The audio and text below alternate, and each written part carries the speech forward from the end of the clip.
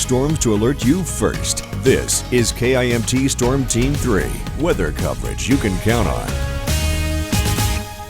Well, about 12:15 here on your Wednesday, and we are still rather overcast outside, but temperatures, believe it or not, remaining on the mild side right now. We're into the upper 20s. Some of us still even seeing temperatures into the 30s across the area, though all of us are seeing winds out of the northwest and out of the north.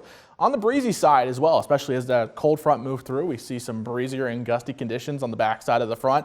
We're seeing winds anywhere between 15 to almost 20 miles per hour right now across the area. Overall, SkyTrack 3 radar is very quiet. We're not seeing any precipitation that really makes you go, wow, what's going on out there at the moment. We're just seeing a lot of clouds, and a little bit further off towards the south and west, we are seeing a few light flakes trying to develop, especially west of Fort Dodge.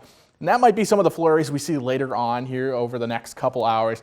I think by around 3 o'clock, those should probably be well about done. We're just going to see really more cloud coverage across the area for today, especially since that cold front has now moved out. But it's these clouds that have allowed for our temperatures to remain rather mild, even though we are seeing some rather strong winds out of the northwest. If you're with us this morning, we talked about how temperatures between about 10 o'clock and around noon would pretty much stay at the same rate, only really in the upper 20s, mid 20s, maybe even some 30s for areas that were warmer throughout the morning. And that's kind of the case here, especially if you look over the next few hours. We'll stay into the upper 20s before slowly working our way back down into the lower 20s. This cooling that we're going to see tonight won't be all at once. If anything, it's going to be more of an overnight trend where our temperatures really start to take a tumble, and that's because we're looking at some more clearing skies as we push into early tomorrow morning, and that's when we're going to start to see our coldest temperatures. So SkyTracker 3 radar continues to show the clouds through much of the day today, winds continuing from out of the north and out of the northwest, but notice this, the clouds start to go away a little bit as we head into tomorrow morning.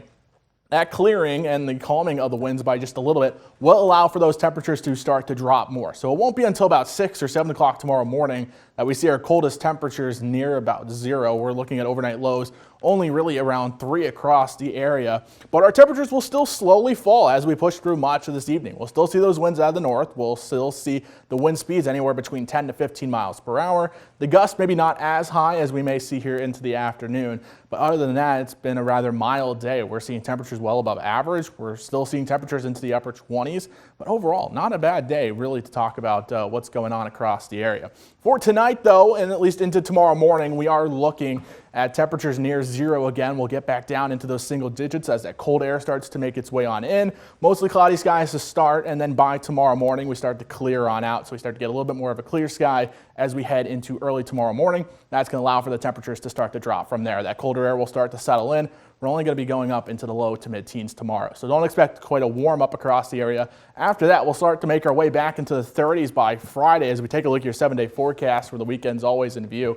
By Saturday, we're back into the 20s, although we'll start rather chilly into the single digits.